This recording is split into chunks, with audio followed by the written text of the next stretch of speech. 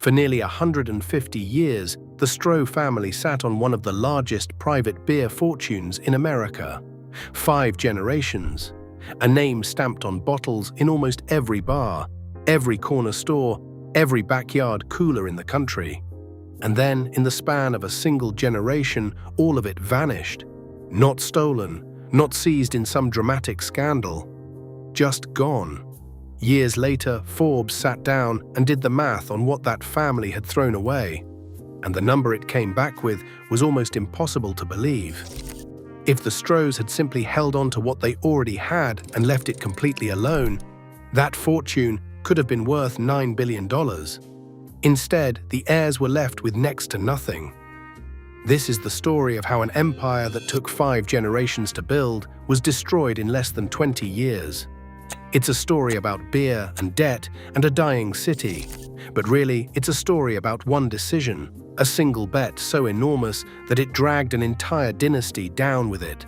Stay with me to the end, because the way this fortune disappeared is far stranger and far sadder than that $9 billion number can ever tell you on its own.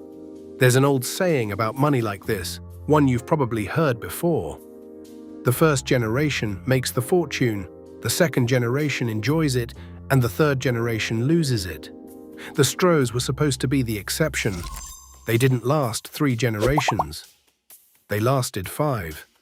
They survived war and Prohibition and the Great Depression. And in the end, the old proverb caught them anyway. To understand how a family that beat the ODDs for a century and a half could lose everything so quickly, you have to go all the way back to the beginning, back before the empire, back before the mansions and the Forbes lists, back to a young man pushing a wheelbarrow through the muddy streets of Detroit with almost nothing to his name.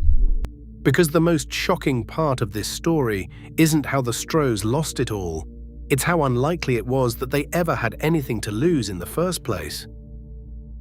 In 1848, revolution tore across Germany, and a 28-year-old named Bernhard Stroh was among the thousands who fled. He left behind the town of Köln, carrying what the family would always describe as $150 and a single beer recipe, passed down from his father. He crossed an ocean and he landed in Detroit. And in 1850, with that recipe and not much else, he started to brew. There was no empire in those early days. There was a man and a wheelbarrow.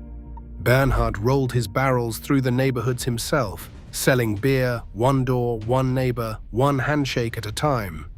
But the beer was good. Detroit was booming. And little by little, the operation grew beyond anything a wheelbarrow could carry. Then came the detail that would define the brand for the next 100 years. One of Bernhard's heirs, a man named Julius Stroh, traveled through the great breweries of Europe, and he returned with a technique. Instead of heating their beer with steam, the Strohs would brew it over a direct, open flame, in copper kettles. They called it fire-brewing. They printed those 2 words on every label they made. It became their signature, their promise, the thing that set a Stroh's apart from everything else on the shelf. And the family proved they could survive almost anything. When Prohibition arrived and made their entire business illegal overnight, most breweries in America simply collapsed and died. The Strohs refused. They pivoted.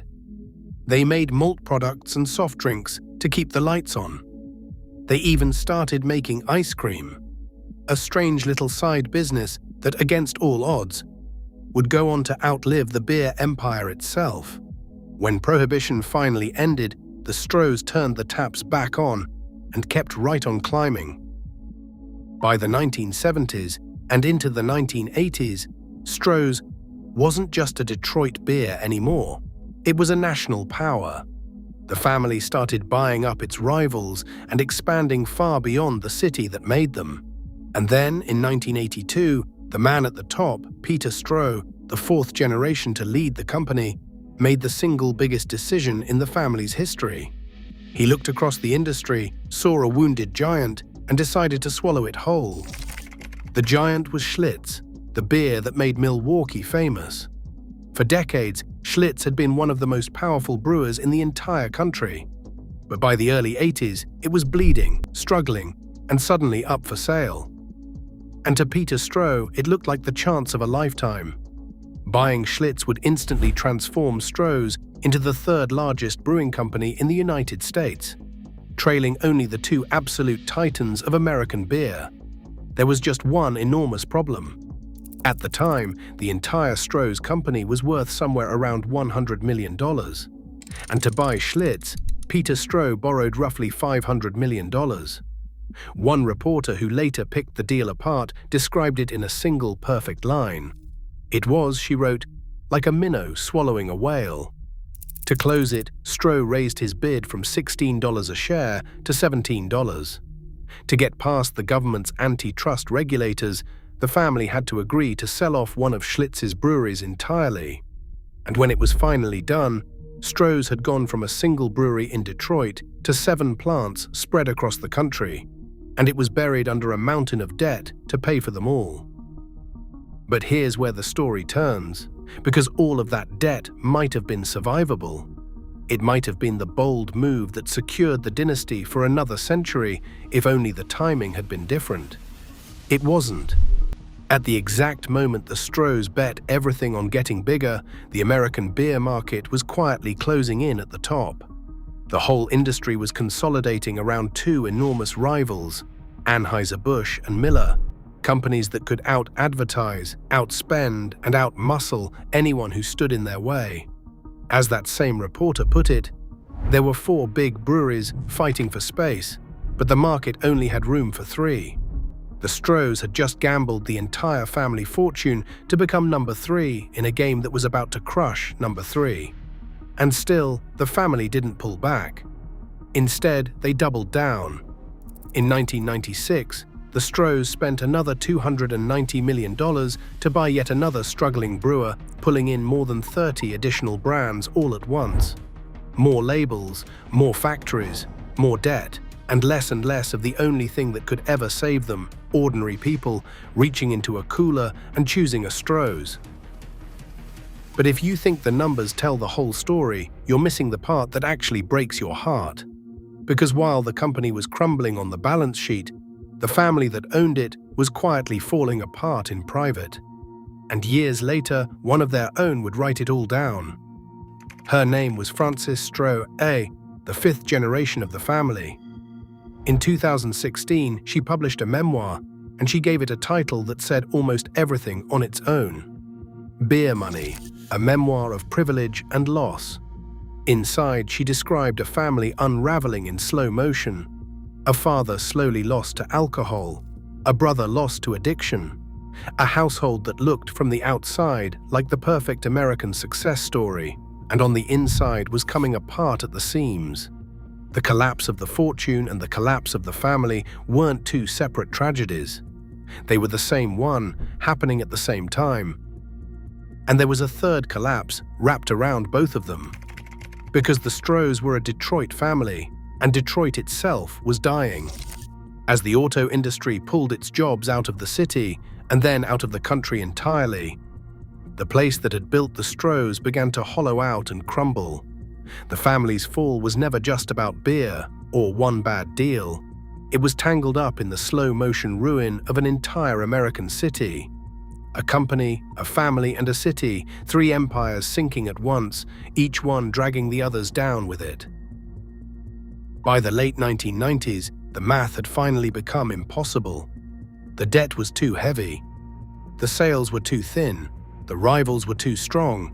And so on February 8, 1999, the Stroh family did the one thing 5 generations had sworn they never would. After 149 years, they announced they were selling. The brands the family had spent a century and a half building were carved up and handed to their competitors. Most went to Pabst. A few went to Miller, Stroh's, Schlitz, Old Milwaukee. Names that had practically defined American beer, auctioned off like furniture in an estate sale. A year later, in the year 2000, the company was formally dissolved. The brewing stopped. The empire was simply over, and when the dust finally settled, the family that had once sat near the very top of the Forbes 400 had lost more than $700 million. In the space of about 16 years, the Strohs had gone from one of the wealthiest families in America to a famous name with nothing left behind it. Which brings us all the way back to that staggering number from the very beginning: $9 billion. And here's the truth that almost everyone gets wrong about it. The Strohs never actually held $9 billion in cash. What Forbes calculated was something far more haunting than that. If the family had simply taken the $700 million the company was worth in its prime and done absolutely nothing with it, no grand acquisitions, no empire building, just left it sitting in a basic fund that tracked the market, it would have quietly grown into roughly $9 billion. The $9 billion wasn't what they lost. It was what they could have had if they had only stood still. That is the real tragedy of the Strohs. They didn't lose a fortune by being lazy. They lost it by trying too hard to make it even bigger. And maybe that's the lesson hiding underneath the whole story. What destroyed the Strohs wasn't stupidity or bad luck or some villain in the shadows. It was ambition. The very same hunger that drove a penniless immigrant and his wheelbarrow to build something out of nothing. That same hunger, generations later, drove his descendants to reach for far more than they could ever hold. The first generation made the fortune. The fifth generation watched it disappear. In the end, the old proverb won. Today, the Stroh name still flickers in a few strange corners. Pabst eventually revived the Stroh's label, selling it on a wave of nostalgia to people old enough to remember when it meant something. And in a final twist that feels almost too perfect to be real, Schlitz, the beer the Strohs bet everything on, the whale that finally sank the minnow trying to swallow it, is itself now being quietly retired from production, decades after it helped bring an entire empire to its knees.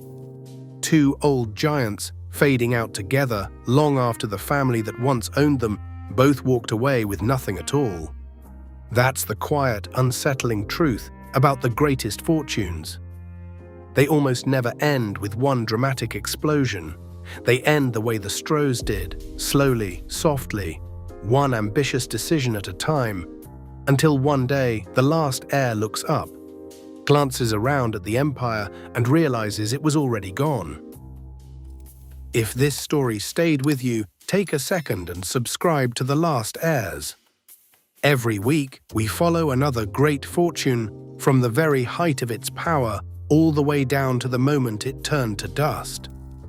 Because no matter how high a family manages to climb, there is always, eventually, a last heir.